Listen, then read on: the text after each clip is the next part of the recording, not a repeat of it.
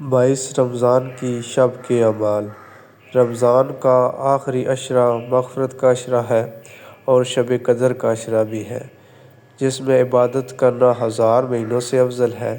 شب قدر کی تاکید 19، 21 اور 23ویں راتوں میں سے 23ویں شب کی زیادہ تاکید ہے کہ یہ شب قدر کے زیادہ نزدیک ہے۔ ان تاک راتوں میں عبادت، تلاوت قرآن اور استغفار کرنے سے اللہ گناہ معاف فرما دیتا ہے۔ 22ویں شب کا عمل 8 رکعت نماز پڑھنی ہے، جو کہ آپ نے 2 کر کے پڑھنی ہے۔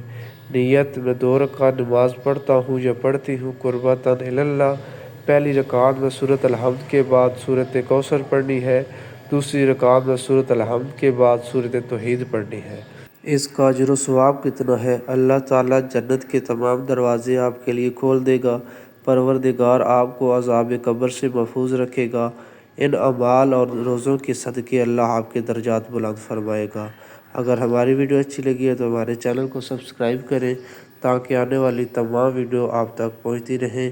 شکریہ۔